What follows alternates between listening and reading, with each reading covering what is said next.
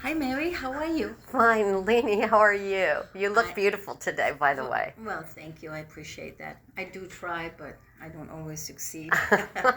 So, how has your week been, Mary? It's been an interesting week, but you know what I love about this time of year? I'm going to focus on the positive. In Mexico is the Day of the Dead and all the preparations before it and the marigolds, and it really lifts my spirit, even though it's about death. And it lifts my spirit because it allows me time to spend with those who have gone before, and to think about them, and actually I find some joy and solace in that. I really think we in the Western world need to have a little bit of an attitude change toward dying because it's such an integral part of life. And I can't remember who said it, but dying is the last great big adventure for mankind. And so when I get scared myself in the middle of the night when it's dark and I'm all by myself, I try to remember that so that it can lessen the worry of it. Anyway, here we are today. We are going to be interviewing Stacey DiTata of Remax. How are you, Stacey? I'm well today, thank you. And thank you for letting us come and interview you. So, Talk to us a little bit about Remix first. This shop you have here right by Del Val Cafe. Well, I had a vintage store in both Northern Virginia and Washington, D.C. It was a vintage shop back in the from the 2000s through the teens. I think I was in business for about 10 years. And then I moved to Mexico based on I had a health crisis.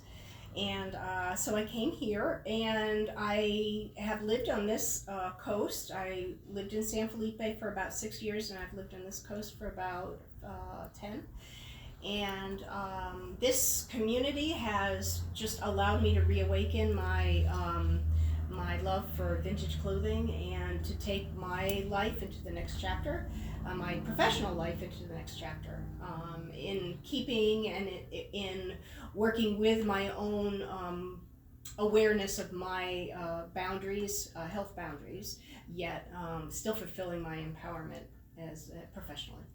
Do you mind talking to us a little bit about your health boundaries or what's going on with that? Well, I was diagnosed. I had an acute onset of multiple sclerosis when I was 46, and I actually moved to Mexico to heal. And because of the less stress that is here and the organic living that is here, I've been blessed with a very strong comeback, and so strong that I felt inspired to get back into the things I love to do, and that was vintage clothing. Oh, that's wonderful. Yeah. So describe a little bit about your shop and the things that you do here, because you create some things, right? Well, you had spoken about transformation earlier and about the season and about death, and I think what I do here is I upcycle.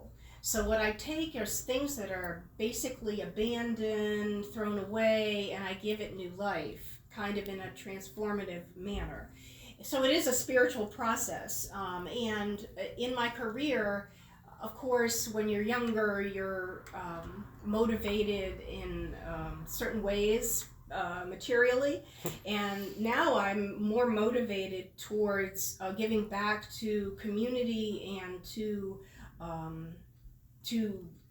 the planet, to creating sustainability and creating health for the community and for the planet, as well as for myself, because it helps me stay creative and inspired and empowered. that is wonderful. How were you always this creative? Did you go to school? I mean, I am so amazed. I love your lamps. There's a lamp over there that is absolutely breathtaking. Did you go to school, or did you just come natural to you? Well, I grew up in a very, I guess, a right brain home, a very creative home, and I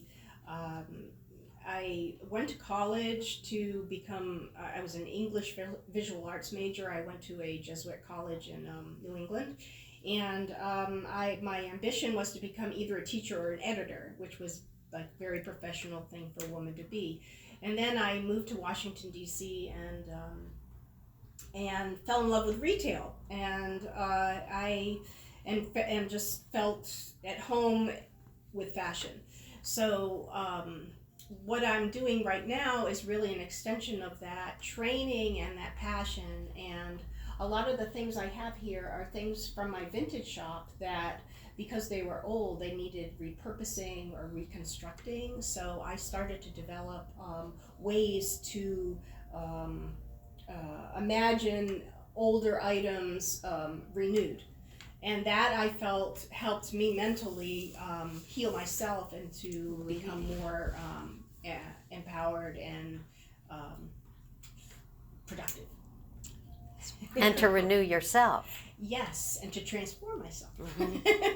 So it's all in keeping with that idea that you talked about with Dia de Mort, the Day of the Dead, and the way that we perceive what we may perceive as an end is really a beginning, depending upon how we live. Yeah. Well, we are supposed to be just pure energy, and energy never dies. It just merely changes form. So maybe there's something to be said for that.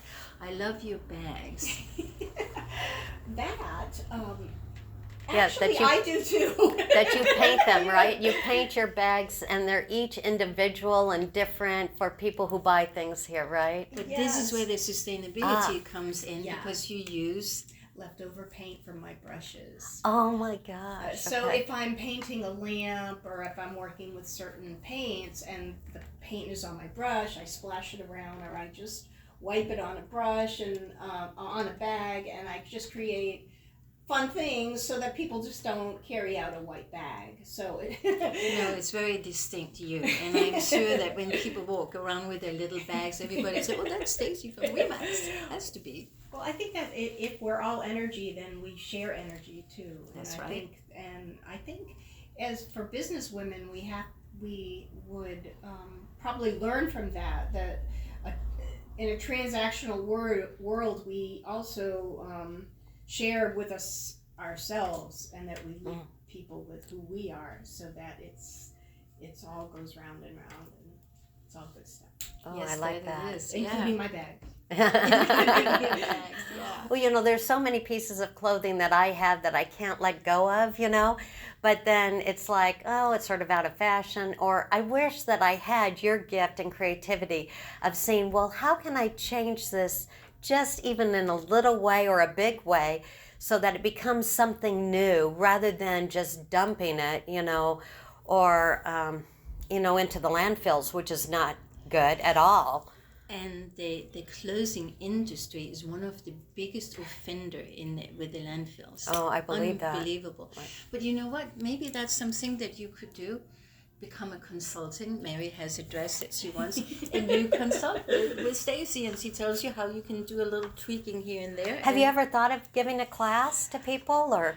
I think the way I present my clothing is almost instructional. Because of my own health limitations, I find that those things are just commitments that I may not be able to do. But I feel that the way I was, when I started working in retail, I was a window designer.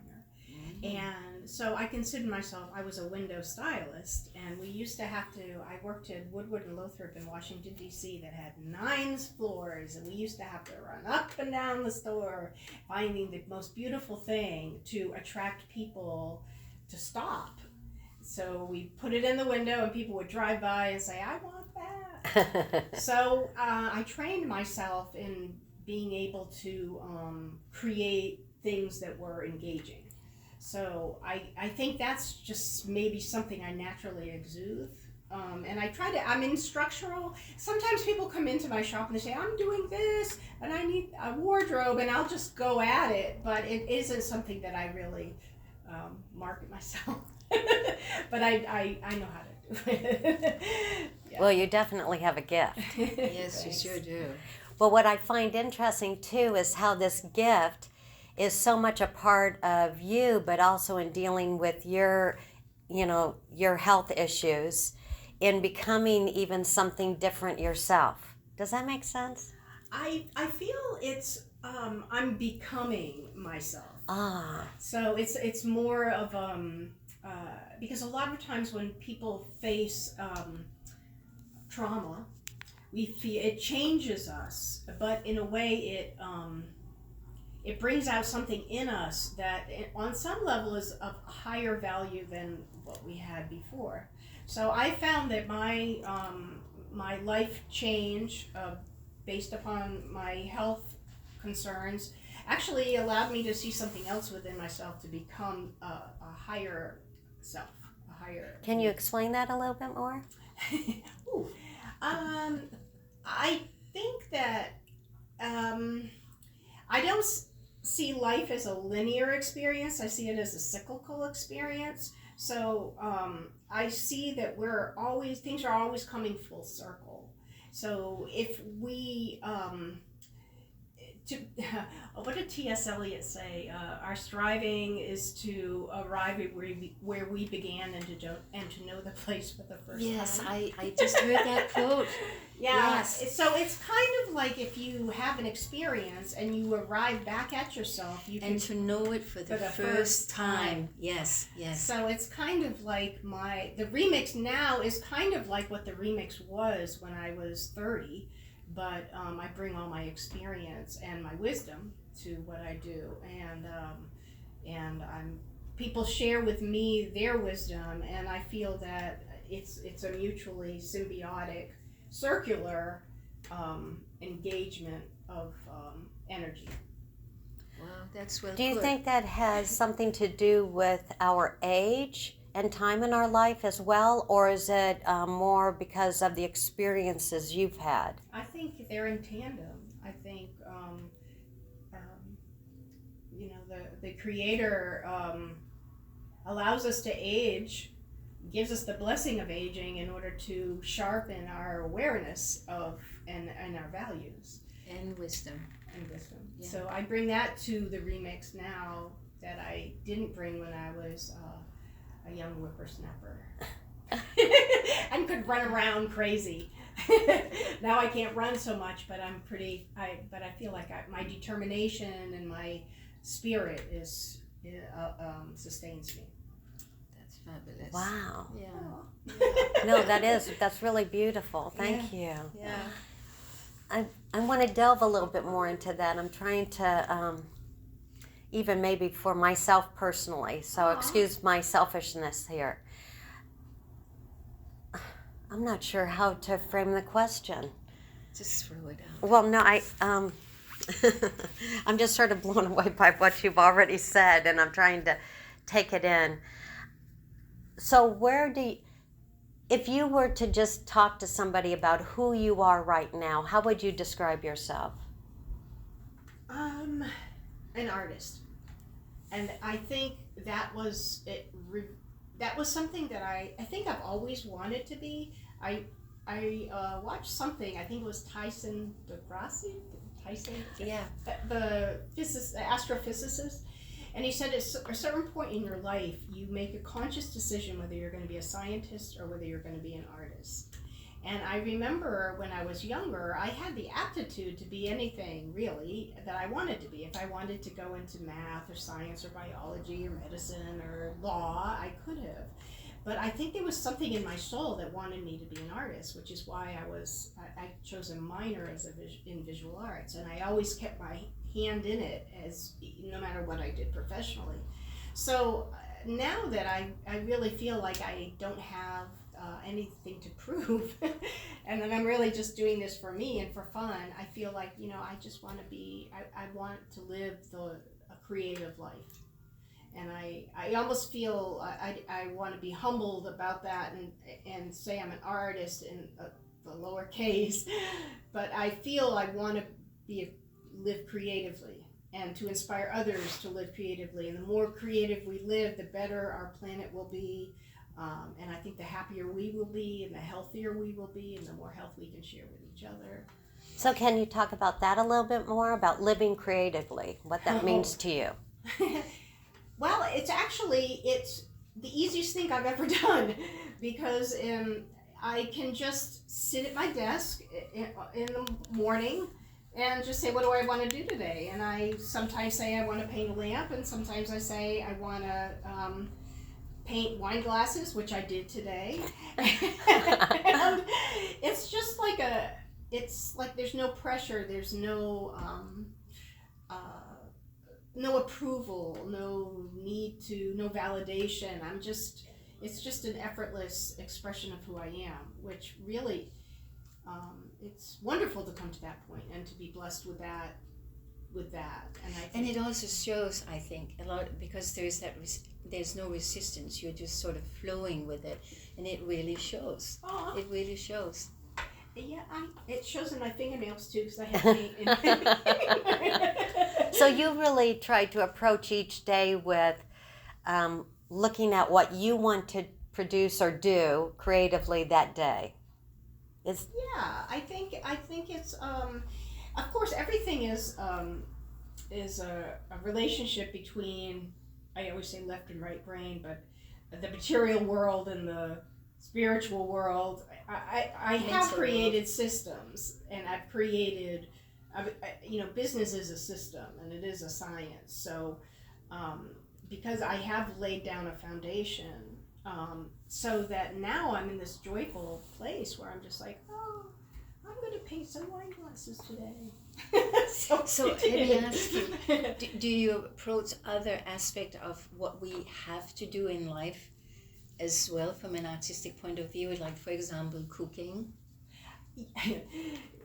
My husband always laughs because he's like, what is there to eat? And I can always go in the kitchen and just go bing, bing, bing, bing, and just make something. Oh my gosh, you're one of those people. Yeah. I love that. I can't do that, but boy, I admire that. I so admire that. I do that like with stuff. I do that with fashion. I do that with buttons and glasses. What about relationships? I find that authenticity is, because I think when you're in a flow, you're in an authentic expression of who you are. So the people that you attract into your life are authentic expressions. So your relationships tend to support that authenticity.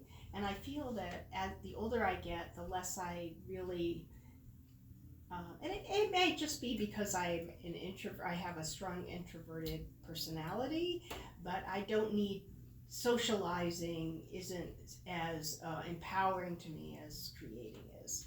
So I have fewer relationships, but truer relationships. Yes. Yes, I understand that. Yes, that makes sense. And sometimes I act like I won't go out or I won't socialize, and I really just feel that it just isn't a value. It's just not. I prioritize my energy flow, so I just feel like, oh, that's kind of like a waste of an evening. I'd rather stay home and paint a glass. Wow. But not everyone is, other people need contact, and I just really I'm kind of an introvert.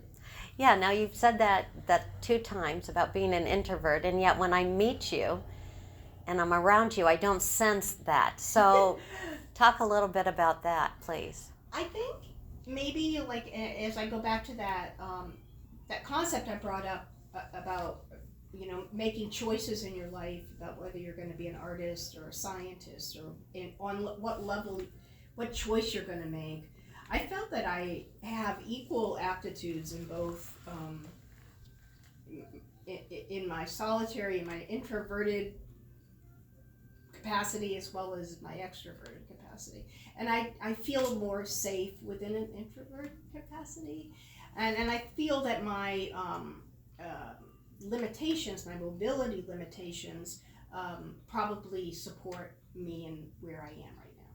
So a lot of times I don't go out because it just hurts to get in my car, and to get dressed, to go up the stairs again in my car, and walk up the stairs and go, wherever you have to go, and it's just like, oh, I can feel more empowered just. Do you think that would be changed if you did not have your physical immobility? I feel that on some level I have, my husband always says I have leadership, Qualities? propensities, qualities. I try to be a quiet leader and just be Sounds like the Tao.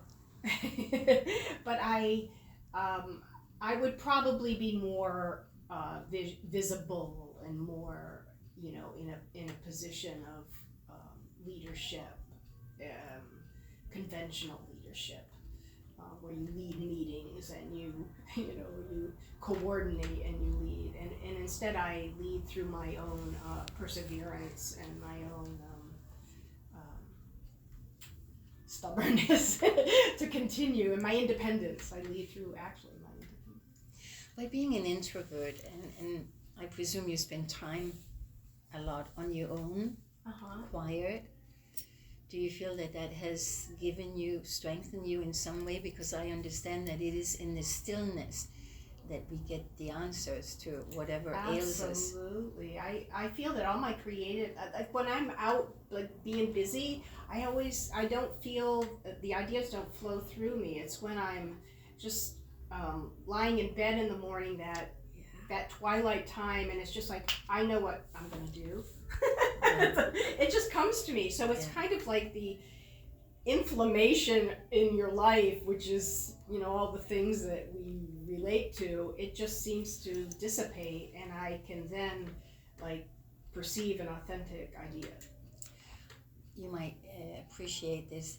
I heard it said that it is in the silence that God speaks to us. And so there you go. And maybe I feel there's a divinity within authenticity. So now you're challenging me to my Lao Tzu, like still waters. Still water runs deep. Yeah, or true stillness is found in chaos, or various things. But I just feel that I've been blessed almost with limitations that allow me to focus, so I can be more focused on something. And of course, I'm married to a jazz musician, and so I live in a very creative home. And we both respect each other's space and our creative endeavors and pursuits, and we've always tried. So I don't always have quiet because my husband's playing the drums, but I do. I live it within a creative environment, which has been supporting you. I bet that's beautiful too. Yeah. So I want to go back to something I heard you say earlier, that you were an artist with a small a, not a big A. And I really want to dispute that, because I think you're an artist with a big A. With a giant A. Yeah. Well, you're kind. No, I don't think I'm being kind. I think that I'm being truthful in how you live your life and who you are and your authentic self, and how you then express that around others, but even through your shop. So to me, that's big. That's not small. Aww. Because it has impact on other people, and it flows out, and that energy then invigorates other people to possibly be an artist as well. I think we've talked about wisdom, and I think humility is also one of those truths. Mm-hmm. And I hesitate to give myself a proper noun, because I just feel that I think humility allows so much more to flow into your life. Like that. Yeah. Like the moment we just had, we paused for a moment because somebody walked into the shop, but it was a perfect moment actually, but we didn't capture that on the podcast. We apologize for that. Well, I want to thank you so much for allowing us to be in this beautiful space and to talk to you for a while. Thank you. Thank you Thank for you, sharing of Stacey. yourselves. Very inspirational. Yes. Thanks. Thank you.